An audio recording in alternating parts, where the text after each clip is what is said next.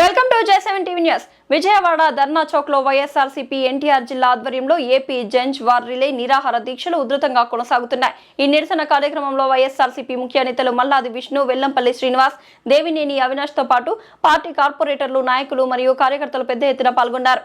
కూటమి ప్రభుత్వానికి వ్యతిరేకంగా వైఎస్ఆర్సీపీ ప్రధానంగా 4 డిమాండ్లను లేవనెత్తింది. డిఎస్సి 2025 స్కామ్ పై తక్షణమే సిబిఐ విచారణ జరిపించాలి. లీకేజీ అక్రమాలకు బాధ్యత వహిస్తూ మంత్రి లోకేష్ రాజీనామా చేయాలి. నిలిచిపోయిన ఫీజు రియంబర్స్మెంట్ వెంటనే విడుదల చేయాలి. హామీ ఇచ్చినట్లుగా నిరుద్యోగులకు నెలకు 3,000 రూపాయల వృత్తి చెల్లించాలి. విద్యార్థులు, నిరుద్యోగుల హక్కుల సాధన వరకు ఈ పోరాటం ఆగదని నేతలు స్పష్టం చేశారు.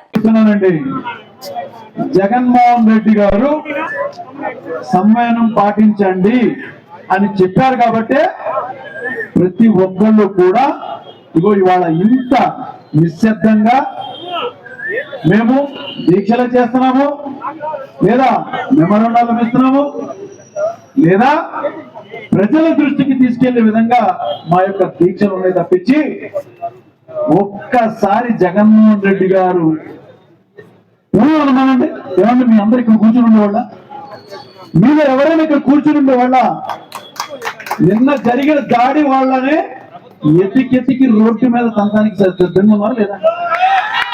ఉన్నారా లేదా? ఎంతసేపు అండి? బహుశా మీరు చదువుకున్న వాళ్ళు, అధికారంలో ఉన్నటువంటి వాళ్ళు చాలా మంది చదువుకున్న వాళ్ళు తక్కువ మంది ఉంటారు. వాళ్ళకు ఒకటే ఒక లా చెప్తాను, న్యూటన్స్ థర్డ్ లా అని.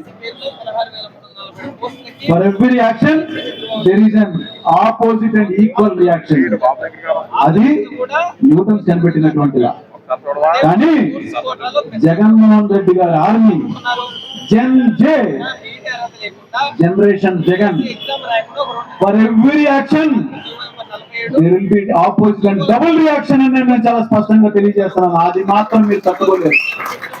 ఆ పరిస్థితి మీరు తెచ్చుకోవద్దు. మా ఓపికను పరీక్షించొద్దు. ఎంత నిబద్ధతతో మా జగన్మోహన్ రెడ్డి గారు చెప్పినటువంటి క్రమశిక్షణతో మేము మిమ్మల్ని నిలదీస్తున్నాం. మీరు చేసిన దానికి ఒక్క నిమిషం పట్టదు మేము డబుల్ రియాక్షన్ చూపించాలంటే. ఇవాళ ఏపీలో ఉన్నటువంటి జన్జీకి మీరు చేసినటువంటి అన్యాయానికి మేము చెప్తున్నాము, రానున్న రోజుల్లో ఇదే న్యాయపరంగా పోరాటం చేస్తాము.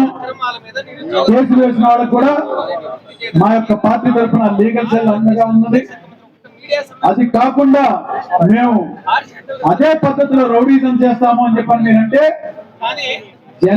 రెడీగా ఉంది. జనరేషన్ జగన్ ఒక్కసారిగా మేము కానీ మీ మీద పడ్డాము అంటే నామరూపాలు లేకుండా అవుతారని చెప్పని మరొక్కసారి మీకు తెలియజేసుకుంటూ, ఇవాళ చేసినటువంటి అన్యాయాన్ని ఉద్యోగస్తులకి ఎవరికైతే మీరు ఇవ్వాల్సినటువంటి న్యాయమైన పద్ధతిలో ఇవ్వలేదో వాళ్ళందరూ చేస్తున్నటువంటి పోరాటానికి మేమందరం అండగా నిలబడ్డాం. అలానే ఫీజు రియంబర్స్మెంట్ ఇవ్వాల్సినటువంటి 9,500 కోట్ల బకాయిలు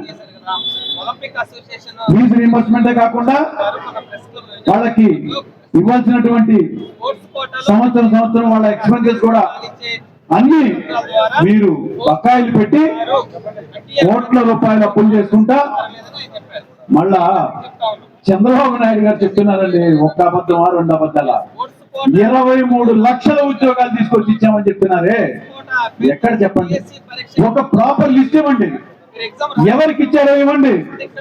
వాళ్ళు చెప్పిన లెక్క ప్రకారం చూస్తే నియోజకవర్గానికి 12,500 ఉద్యోగాలు రావాలి. ఈ 175 నియోజకవర్గాల్లో ఎవరికి వచ్చింది చూపించండి అన్ని లక్షల ఉద్యోగాల్లో. ఈ అబద్ధాల ముఖ్యమంత్రి, వాళ్ళ తగ్గినటువంటి క్యాబినెట్ ఒక అబద్ధాలు, ఈ మొత్తం కలిపినటువంటిది ఒక వెన్నుపోటు పార్టీ. వాళ్ళు రావటమే వాళ్ళ కుటుంబ సభ్యులకి వెన్నుపోటు, వాళ్ళ చేసే పనులు వెన్నుపోటు. ఇవాళ ఆఖరికి మేనిఫెస్టో పేరుతో ప్రజలకి కూడా ఇంత దారుణమైన వెన్నుపోటు కొడిచి శాశ్వతంగా బ్రాండ్ అంబాసిడర్ వెన్నుపోటు పార్టీ ఎవరంటే చెప్పుకునే విధంగా ఉంది ఇవాళ అధికారంలో ఉన్నటువంటి ప్రభుత్వం.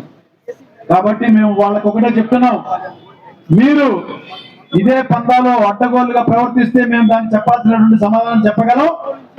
నైతిక బాధ్యత వహించి ఇదే లోకేష్ ని తప్పనిసరిగా మీరు రాజీనామా చేస్తే బాగుంటుందని చెప్పని మేము ఈ వైఎస్ఆర్ కాంగ్రెస్ పార్టీ తరఫున డిమాండ్ చేస్తున్నాం. వైఎస్ఆర్ కాంగ్రెస్ పార్టీ తరఫున ఒక్కసారి మనందరం గుర్తుకు చెప్తాం.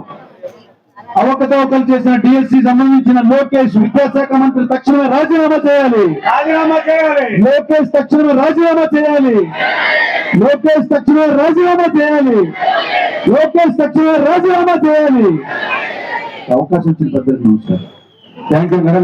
6,962 కోట్ల రూపాయల పెట్టుబడులు, 10 ప్రాజెక్టులు, 22,000 మందికి ఉద్యోగాలు.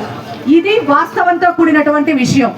కాబట్టి మరి ఏదో అంటే మంగళవారం మాటలు మాట్లాడటం మానేసేసి ఖచ్చితంగా ప్రజలకి అకౌంటబిలిటీ చూపించేటటువంటి పని ఈ కూటమి చెయ్యాలని తెలియజేస్తూ ఇంకొక మారు కూడా బోండా ఉమా గారికి మేము హెచ్చరిస్తూ ఉన్నాం.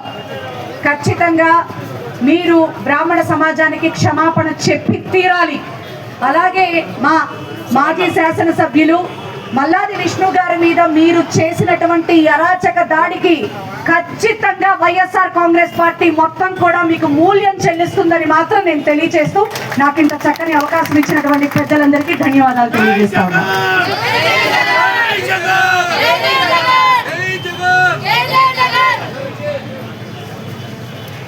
ఇప్పుడు మాజీ కార్పొరేటర్ రెహానా నాయుడు గారు మాట్లాడుతున్నారు.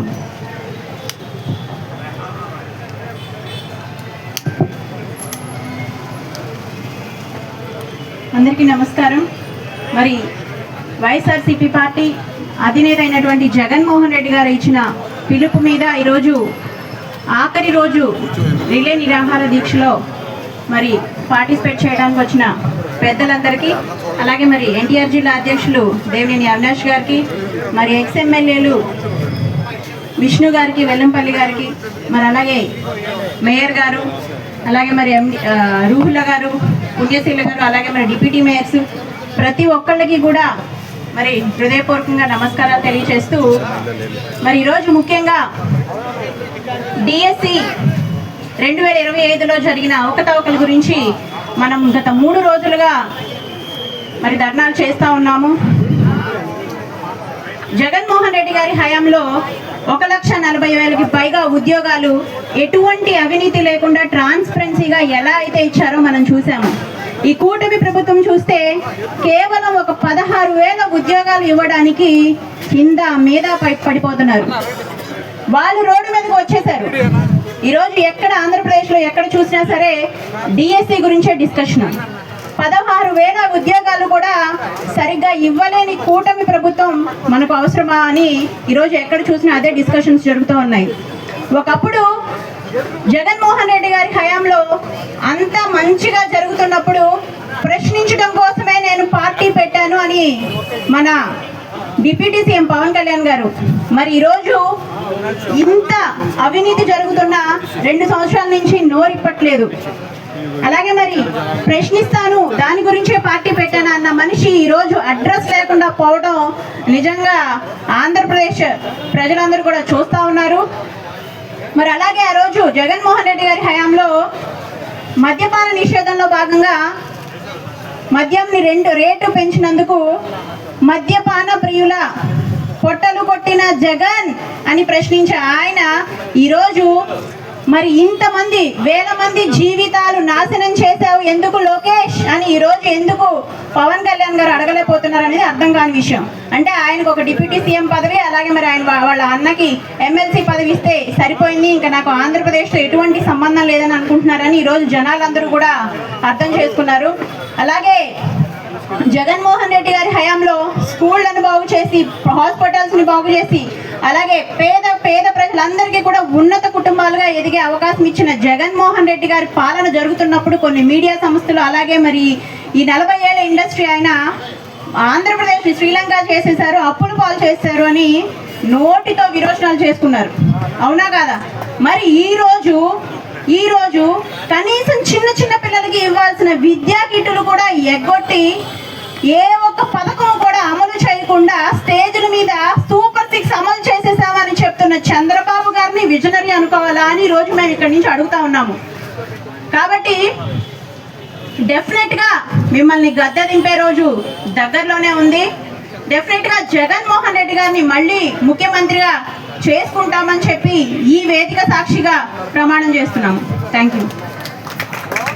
ఇన్ఛార్జ్ ఎన్టీఆర్ జిల్లా ఇన్ఛార్జ్ గారు మన అవినాష్ బాబు గారికి, అందరికీ ఇక్కడ ఇచ్చేసిన వాళ్ళందరికీ, మా కార్పొరేటర్, మా తోటి కార్పొరేటర్లు అందరికీ ధన్యవాదాలు. ఈ కార్యక్రమం ఆధారపడి చదువుకుంటున్నారు. వాళ్ళ చదువుకి మేము సహకరించాల్సింది పోయి వాళ్ళ చదువులకి మేమే అడ్డం పడి మా రాజకీయాల భవిష్యత్తు కోసం, మా న్యాయాల కోసం, మా చుట్టాల కోసం మినిస్టర్లు అందరూ ఇలా పిల్లలతో ఆడుకుంటున్నారు.